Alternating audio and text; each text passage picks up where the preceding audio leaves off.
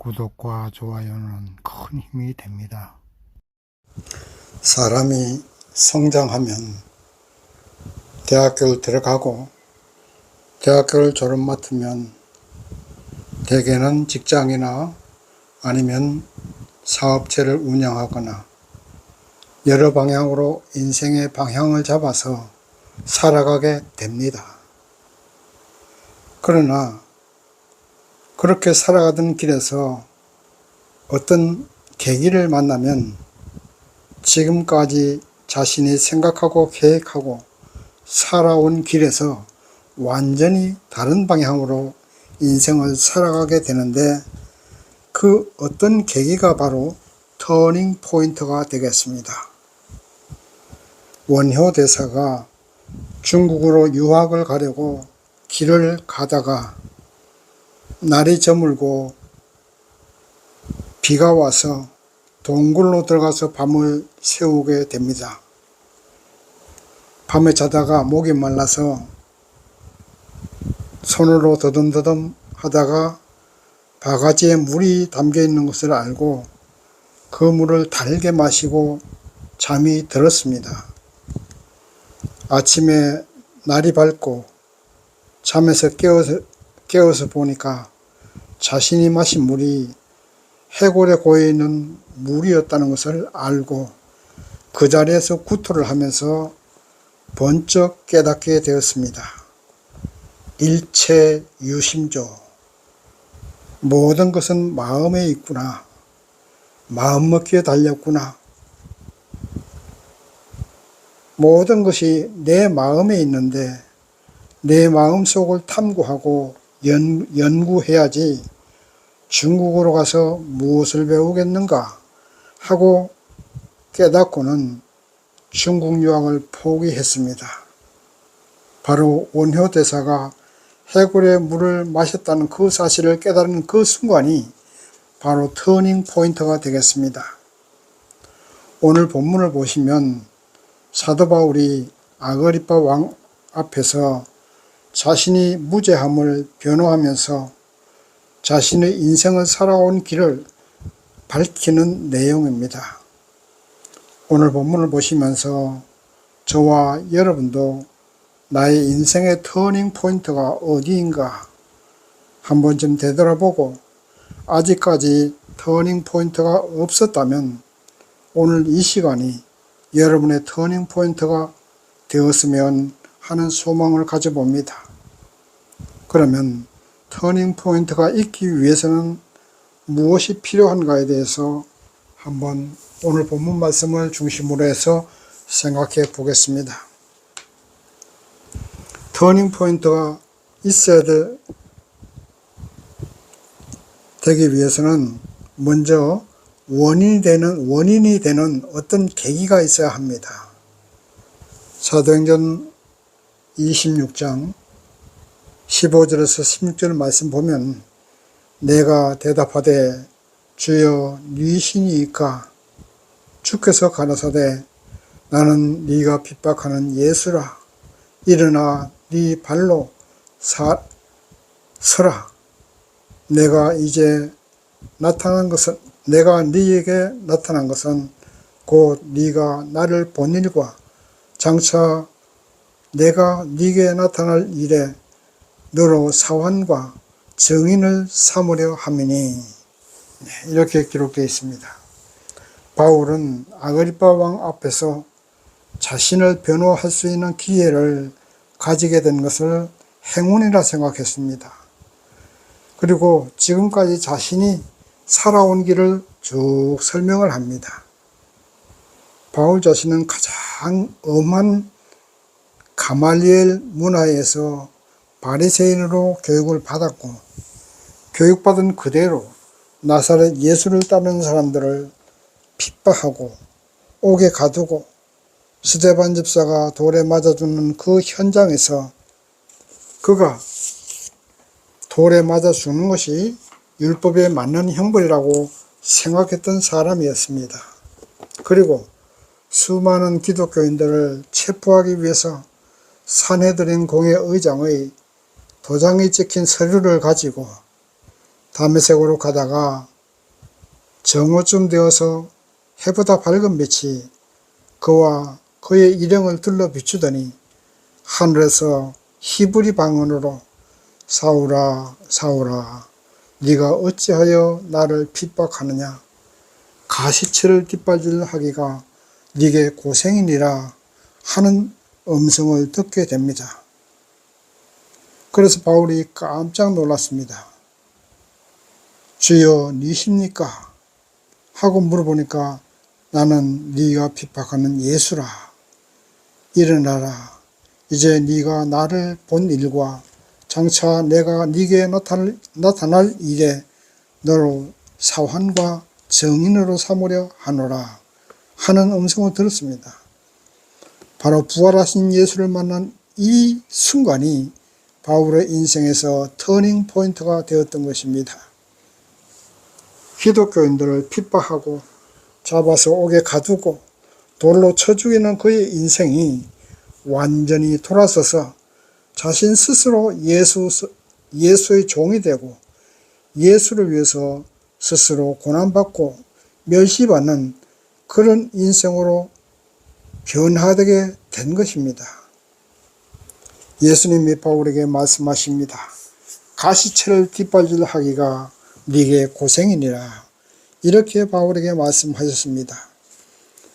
부활하신 예수를 만나기 전 바울은 기독교인들을 죽이고 옥에 가두고 하는 일에 충성했습니다. 그러나 그러한 그의 충성은 가시체를 뒷발질하는 것처럼 스스로를 상하게 하고 스스로를 죽게 만드는 그런 행위였습니다. 왜냐하면 잘못된 생각이고 잘못된 충성이기 때문입니다. 그가 하는 일이 스스로를 망하게 하는 일이고 스스로를 죽게 만드는 일이기 때문에 가시체를 뒷발질하는 것과 같은 것입니다. 예수님은 스스로 가시체를 뒷발질하고 있는 바울을 부르셔서 부활하신 예수를 본 일에 증인과 사환으로 사용하신 것입니다. 그 사건이 바울에게는 터닝 포인트가 되었던 것입니다. 다른 사람을 미워하고 다른 사람을 망하게 하고 모함하는 사람들, 그래서 자신들이 부자가 되고 자신들이 승진하고 자신들이 이 땅에서 승리하고 출세하게 되리라고 생각하는 그런 사람들은 예수님의 이 말씀을 가슴 깊이 간직해야 할 줄 믿습니다. 상대를 미워하면 나를 미워하는 것입니다. 다른 사람을 망하게 하는 일은 내가 망하는 길입니다. 또한 다른 사람을 모함하고 경쟁에서 승리하고자 하는 사람들은 자신을 모함하는 것이고 경쟁에서 내가 패배하는 것이 되는 것입니다. 바로 그러한 길에서 돌아서야 됩니다. 사도 바울이 돌아선 것처럼 그러한 삶을 살아온 모든 사람들은 돌아서야 됩니다. 오늘 이 말씀을 듣는 이 순간이 우리 인생의 터닝 포인트가 되어야 됩니다. 터닝 포인트가 있기 위해서는 원인이 있어야 하고 계기가 있어야 하는데 오늘 이 하나님의 말씀을 듣는 이 순간이 원인이 되고 계기가 되어서 돌아서야 합니다. 이제는 남을 사랑해야 합니다. 다른 사람을 살려야 내가 삽니다. 다른 사람이 잘 되고 나의 경쟁 상대가 잘 돼야 나도 잘 되는 것입니다. 경쟁 상대가 성공해야 나도 성공하는 것입니다. 마음을 고쳐 먹읍시다. 또 생각을 고치십시다. 살아가는 방향을 완전히 돌아서서 이기주의가 아닌 이타주의로 살아가야 합니다. 인류 구원을 위해서 십자가에 달린 예수, 우리는 그분을 믿고 따르는 사람들입니다. 그렇다면 우리는 예수님처럼 섬기고 봉사하고 살리는 일에 우리의 인생을 바쳐야 하지 않겠습니까? 나 하나 잘 먹고 나 하나 잘 살자고 하는 것은 가시체를 뒷발질하는 것입니다. 스스로를 사망으로 걸어가게 하는 것입니다. 오늘 터닝포인트의 날로 정하시고 이제까지의 나의 삶의 태도와 나의 생각에서 돌아서야 합니다. 우리 예수님은 바로 이 시간에 여러분 한 분 한 분을 부르셨습니다. 바울을 증인과 사환으로 삼으신 것처럼 여러분 한 분 한 분을 예수님의 증인으로 삼으셨습니다. 믿으시기 바랍니다. 그리고 아멘으로 받아들이시고 이제는 삶의 방향을 돌아서서 주님 기뻐하시는 길, 생명의 길, 영생의 길, 참된 성공의 길, 승리의 길로 걸어가야 됩니다. 나 하나 잘 먹고 잘 살자고 하는 이기주의 인생에서 이 타주의 인생으로 변화되어야 되는 것입니다. 두 번째, 터닝포인트가 있기 위해서는 자신에게 적용되는 행위를 해야 됩니다. 오늘 본문 말씀 24절 말씀 보면 바울이 이같이 변명하며 베스도가 크게 소리하여 가로되 바울아 네가 미쳤도다. 네 많은 학문이 너를 미치게 한다 하니 또 본문 28절 말씀 보시면 아그리빠가 바울들을 이르되 네가 작은 말로 나를 구원하여 그리스도인이 되게 하려 하는도다. 이렇게 기록되어 있습니다. 바울은 이제 충실하게 그리스도의 증인이 되었습니다. 부활하신 예수를 만났던 것을 증언했고 십자가에 죽은 예수가 죽은 것이 아니고 다시 부활했으며 유대인이 죽인 예수님이 구약 선지자들이 예언한 메시아라는 사실을 증언하고 또 증언했습니다. 그런데 바울의 이 같은 증언에도 불구하고서 베스도 총독이나 아그리빠 왕이나 모두 다 그것을 아멘으로 받아들이지 않았기 때문에 그들은 여전히 세상 영광과 세상 출세와 세상의 부귀를 쫓아서 살게 된 것입니다. 예수를 믿지 않게 됐습니다. 오히려 바울들을 미쳤다고 하는 베스도 총독입니다. 아그리빠 왕은 그래도 유대인이라 바울의 말을 부인할 수 없는 사실이라는 것을 알았던 것 같습니다. 그래서 바울아 네가 몇 마디 말로 나를 그리스도인이 되게 하려 하느냐 하고 반문하고 있는 것입니다. 결국 베스도나 아그리빠 왕이나 예수를 주님으로 영접하지 않았습니다. 그래서 그들은 인생의 터닝 포인트가 되는 기회를 잃어버리고 말았습니다. 터닝 포인트가 되기 위해서는 성령님의 감동과 감화가 있어야 합니다. 아무리 인간적으로 노력해도 성령의 감동 감화가 없으면 절대 터닝 포인트가 되지 않습니다. 똑같은 성경 말씀을 읽어도 어제 보았던 하나님 말씀과 오늘 읽은 하나님 말씀이 내 마음에 다른 감동으로 다가오게 됩니다. 내가 듣는 하나님 말씀과 옆에 있는 사람이 듣는 하나님 말씀이 다르게 들립니다. 우리의 삶의 환경 또 우리의 마음의 자세에 따라서 그렇게 서로 다른 감정으로 느껴지게 되는 것입니다. 나에게 하시는 하나님 말씀으로 받아들이느냐 아니면 그냥 지나치는 하나님 말씀으로 읽느냐의 차이입니다. 목마른 사슴이 시냇물을 찾아 마시는 것처럼 하나님의 말씀을 갈급한 심정으로 듣고 또 읽고 또 그 말씀대로 믿고 따르고 순종하는 자세가 있어야만 터닝 포인트가 되고 인생의 변화가 시작되는 것입니다. 그렇지 않으면 10년, 20년을 교회 다니고 권사님, 장로님, 목사님이 되어도 변화가 일어나지 않습니다.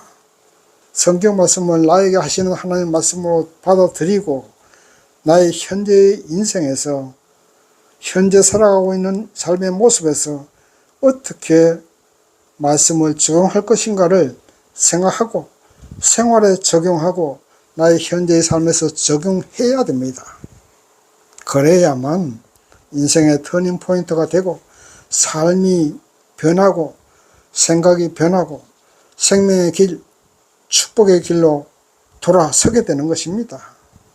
그렇지 않고 그냥 대충 흘려서 읽고 지나간다면 아무런 변화가 일어나지 않습니다. 성경을 평가하고 비과학적이라고 말하는 사람들은 바로 하나님의 말씀 성경을 자신에게 적용하지 않기 때문에 그렇게 행동하게 되는 것입니다. 성경은 역사책도 아니고 소설책도 아닙니다. 하나님께서 그 성경을 읽는 한 사람 한 사람을 구원하시고자 하시는 하나님의 말씀입니다. 믿으시기 바랍니다. 오늘 이 시간에 들려지는 하나님 말씀도 여러분 한 사람 한 사람에게 하시는 하나님의 말씀으로 받아들이시고 명령으로 받아들이는 행함이 있고 적용이 있을 때에 터닝 포인트가 되고 사울이 바울로 다시 태어난 것처럼 여러분의 인생도 새로운 인생으로 변화되게 되리라 믿습니다. 예수를 진정으로 믿는다면 우리의 인격이 예수님을 닮아가야 되지 않겠습니까? 부부가 몇십 년을 함께 살면 얼굴 모습이 비슷하게 닮아갑니다.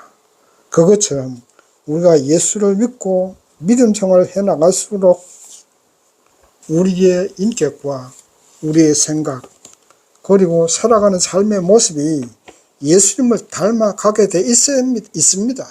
또 닮아가야 합니다. 그렇지 않고 신앙생활을 몇십 년 했는데도 예수님의 모습을 전혀 닮아가지 않는다면 그것은 하나님의 말씀을 자신의 삶에 적용하지 않은 것입니다. 성경 말씀을 듣고 주일날 목사님의 설교 말씀을 들을 때에 이 말씀은 우리 신랑에게 해당되는 말씀이구나. 또 저 말씀은 우리 아들, 딸들에게 해당되는 말씀이구나. 또 다른 말씀은 내 이웃에 있는 그 사람들에게 하는 말씀이다. 이렇게 받아들인다면 그런 사람의 삶에는 변화가 일어나지 않습니다. 터닝 포인트라는 것을 평생 경험하지 못합니다. 바로 나 자신에게 하시는 말씀으로 받아들이고 터닝 포인트로 받아들여야 인생이 변하고 팔자가 변하고 나의 생명, 하나님의 생명이 내 것이 되고 하나님의 축복이 내 것이 되는 것입니다. 베스도 총독이나 아그리빠 왕처럼 하나님 말씀을 듣고도 적용하지 못하면 영원히 구원도 받지 못하고 버림받게 되는 것입니다. 우리는 이런 비극이 없어야 됩니다. 베스도 총독이나 아그리빠 왕처럼 하나님 말씀을 적용하지 못하고 그냥 세상 길로 가지 마시고 사울이 바울 됐던 것처럼 우리도 오늘 이 시간부로 새로운 사람으로 새로운 하나님의 자녀로 변화되는 터닝 포인트가 되어야 될 줄 믿습니다. 세 번째는 실천을 해야 됩니다. 실천을 해야만 터닝 포인트가 일어납니다.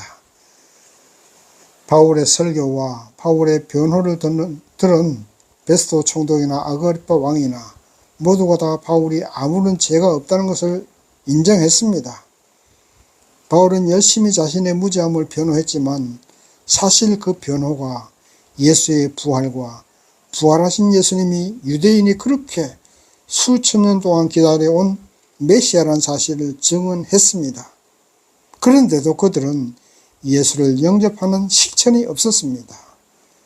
그리스도인이 되어야 하는 실천이 없었던 것입니다. 인생의 터닝 포인트가 되려면 지금까지 살아오던 길에서 완전히 돌아서는 변화되는 실천이 있어야 됩니다. 바울이 만약 부활하신 예수님을 만나고 나서도 실천이 없고 예수님 말씀대로 순종하지 않았다면 위대한 그리스도의 종 바울은 탄생되지 않았을 것입니다. 바울이 만약에 내가 잠을 못 자서 헛소리를 들었나 보다 하고 생각했다면, 아니면 사막길을 걸어가다가 너무 힘들어서 도깨비에게 홀렸나 보다 생각했다면 삶이 변화되지 않았을 것입니다. 아마도 터닝 포인트도 일어나지 않았을 거고 그냥 그대로 사울로 살아가게 되었을 것입니다. 그는 그렇지 않았습니다. 바로 예수로 받아들이고 예수님의 말씀대로 그리스도의 종이 되었던 것입니다. 오늘 하나님의 말씀을 듣는 저나 여러분도 실천으로 옮기십시다. 그냥 고개만 끄덕대고 입술로만 아멘을 하고 끝난다면 절대 인생이 변하지 않습니다. 삶의 터닝 포인트도 없습니다. 하나님 말씀대로 살아가는 실천을 하시기 바랍니다. 변화되는 나의 모습을 세상에 알 수 있어야 됩니다. 교회에 다니기 전에 나의 모습과 교회에 다니고 나서 나의 모습이 달라져야 됩니다. 지난해의 나의 모습과 올해의 나의 모습이 달라야 합니다. 우리의 얼굴은 세월이 가면 주름이 생깁니다. 그것처럼 우리의 삶의 모습은 하나님의 말씀을 실천에 옮김으로써 변화되게 돼 있습니다. 그래서 가족들이 보고 친구들이 보고 교회 나가고 하나님을 믿으니까 정말로 사람이 달라지는구나 하고 인정해 주어야 됩니다. 그래야만 인생의 터닝 포인트가 되는 것이고, 그래야만 우리를 통하여서 예수님이 영광 받으시고 우리의 변화된 모습이 전도의 도구가 되는 것입니다. 예수께서 바울을 사환과 증인으로 사용하신 것처럼 우리도 예수님의 사환과 증인이 되어야 하지 않겠습니까? 생활에 실천이 있어야 됩니다. 그래야 예수의 증인이 되고 사환이 됩니다. 믿음대로 행함이 있어야 기적도 일어나고 인생의 터닝 포인트도 생기게 되는 것입니다. 사단은 우리에게 달콤한 유혹으로 이끌어드립니다.